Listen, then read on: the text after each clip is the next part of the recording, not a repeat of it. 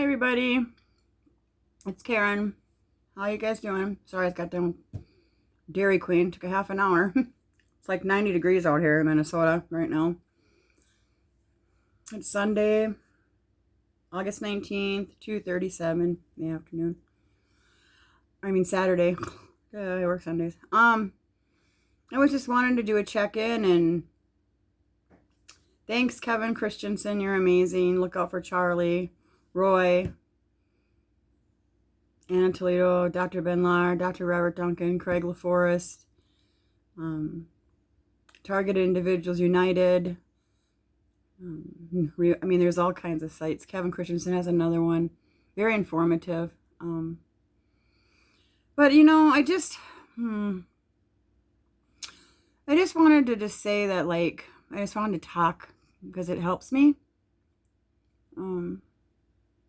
But, like, in the beginning when all this stuff started that I really noticed it, but when I look back, like, years and years ago, like 25 years even, just some stuff was just odd. But I'm not going to get into that because it wasn't really like coincidence things, But what I don't understand is they tried to kill me. This tried to kill me. I mean, I was, sorry, I keep looking over here, but the camera's over there. But anyway, it was so bad in my house, that I felt like I was going to blow up. There was so much pressure in my home that I actually called the electric company out. I thought something was wrong with the electrical wiring. The voices are voices, not schizophrenic voices, like I'm always hearing Richie Fisher. Well, I know two Richie Fishers. I know a Richie Fisher from my childhood that we went to Colorado with and stayed with, with me and my ex, who now is deceased. He died a few days ago. Went with our daughter, who was very young, to start our life over. We stay with him. And I know another Ricky Fisher, who is my son's godmother's brother. So they keep saying Ricky Fisher, and then I have family members that also are Fishers that live in Colorado Springs. And they keep saying that. So it's just bizarre, They keep saying a few of the same names. I hear the same voice. It's my daughter! Karen! I mean, that's the voices I hear. Oh, Mom, Karen. And it just depends on what my blood pressure is, what's going on in my life at the time, like an algorithm. I believe that when I thought I was in a video game, really honest, I'm like, oh my God, what'd the kids do? Because they were always gaming. That's when that gaming started coming out, when you could wear the headsets and you could game with people around the world. That was back in a long time ago. They started doing it when Call of Duty came out or whatever. And so I thought the kids did something, and they, not intentionally, and I felt like things were pounding on my head. I mean, the weaponry was so bad. Well, now when I sit and I'm looking at Kevin Christensen and I'm listening to what he's saying, and then a couple other things from MIT, who's terrible, who's awful, who shouldn't even be in business. They're horrible. They're evil, satanic people. That company should be shut down. So anyway, I was hearing him say that this is how they EEG heterodyne your brain without actually having to do an EEG on you physically in a hospital clinic setting. They can do it. Honestly, this is very real. People go, oh, you are nuts. You did so many drugs. You're nuts. You're this, you're that. I'm like, no, you're nuts for not doing your research and listening to people. Especially my family, who doesn't believe a dang word I say, or any of my friends. They all shut me out all of a sudden. I have no idea why. So what I'm going to do is because I don't know if these are getting to my family, I do send little clips to my family. I do just recently started sending some things to my sister, my stepsister. They keep saying it's my half sister Tara Lee and Heather Johnston, or whatever her name is, my dad's stepdaughter. I'm like, really? Well, I have everybody's address because when I got a divorce, I thought everybody would let me back into their life because, however, he was a narcissist. I was in such love with him, I thought, and I did everything for him and my kids. And and worked and just isolated myself, cleaning the house, doing what I love, gardening all the time, being outside, being with my dogs, going to work every day, 40 hours a day, entertaining for our friends that come over. I never pissed anybody off.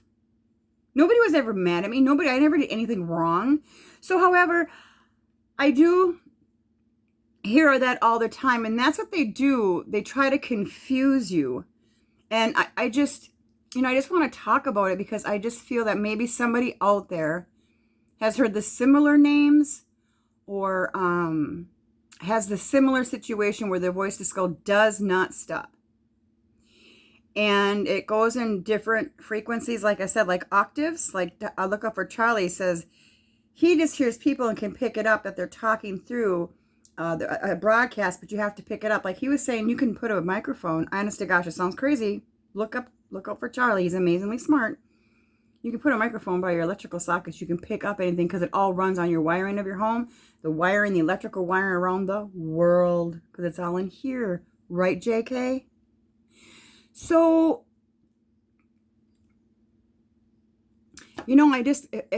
if it was me, and if I wasn't a target and I was listening to like me, do you know what I'm saying? I'd be going, wow, she's nuts. Well, we need to get her some help, But the problem is that's the first thing people assume.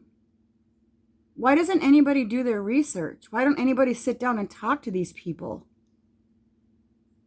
Step outside the box. Things are subjective. People are being murdered, you guys. They are being killed. They are being driven to suicide. They are losing their lives, their livelihood, their family, their friends, their jobs, their pets. It's very sad. It's a very horrific, nefarious crime, and it's got to be stopped, like Kevin said. The death penalty. They should all have to pay.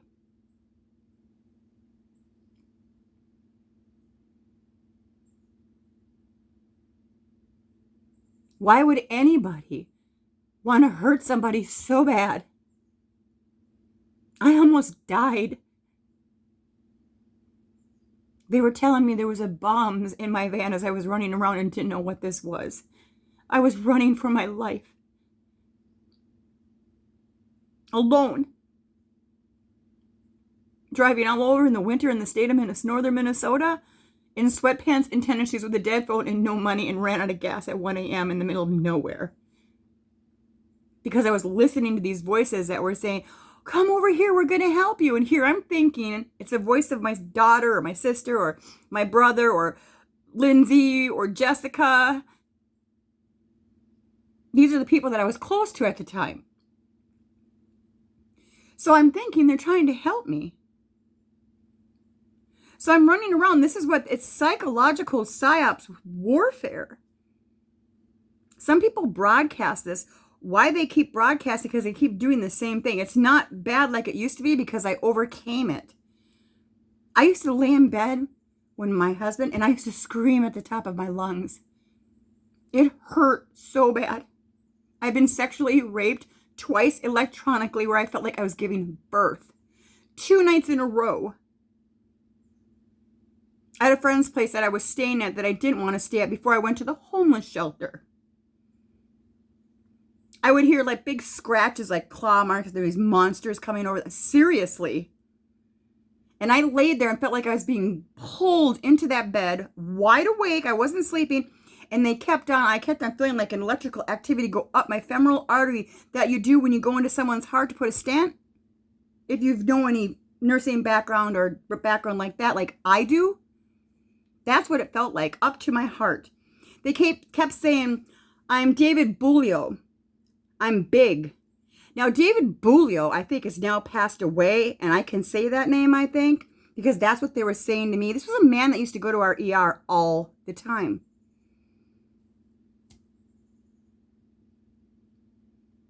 I'm going, wow, how do people know that? This is a person that went to the local hospital where I worked at that was a regular. And he was saying that this is me. I'm David Bulio. I'm gonna do what to you, and be careful because I'm very big, like large in the area. And for I don't know how long, an hour, I couldn't move. I felt like I was holding onto an electric fence. And it was from like the inside out. It wasn't like from the outside in, like, you know what I'm saying? It was like something coming from outside of my body.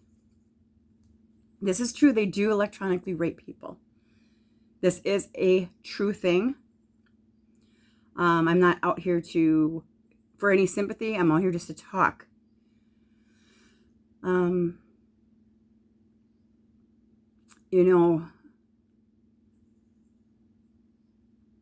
It's horrible. I just can't believe that they won't stop. They scream. They pull themselves away. They used to tell me, like, in the beginning it was really loud. That's why I thought there were speakers in my walls, which I have documented on legal documentations, more than one legal documentation signed by a judge, saying this stuff of witnesses. But still they continue to do it because they know I can't take it to court, not until we can all get together and figure out what we're going to do, because we need to do that. And when I get a hold, I want to try to get together with ICATOR. I want to see what I can do here in the United States to form something, because I'm willing to do that. But I just need a little direction from ICATOR. They've already formed lawsuits.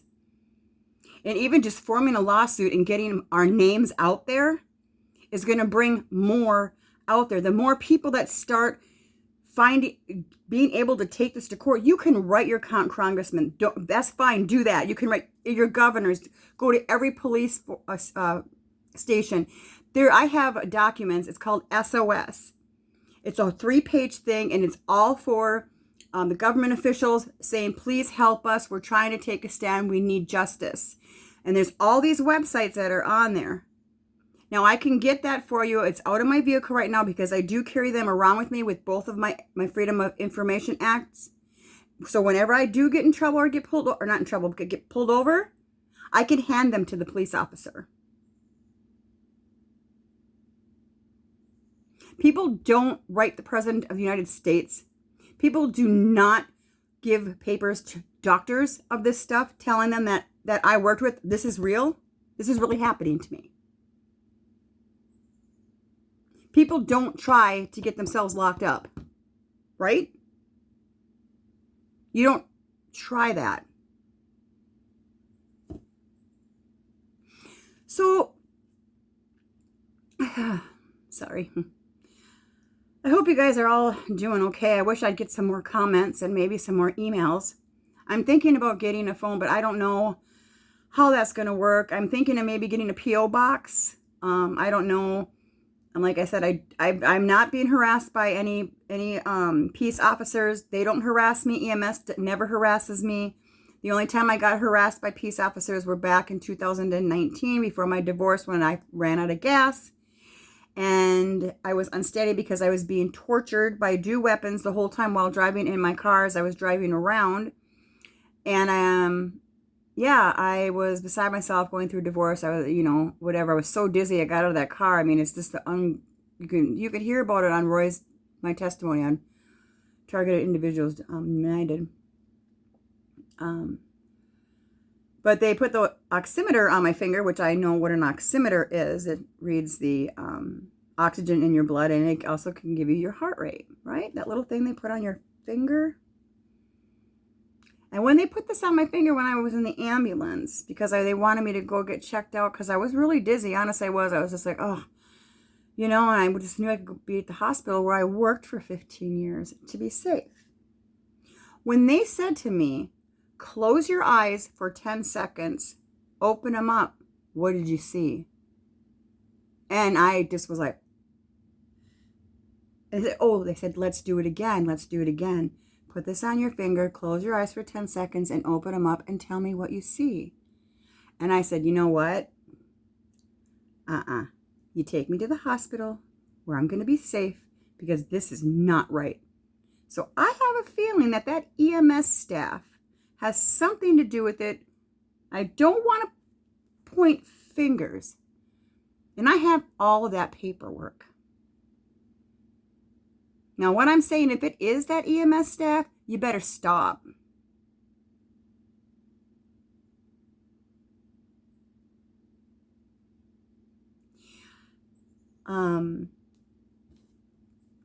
I continuously have my right foot, all my toes go numb all the time at night. They start doing that.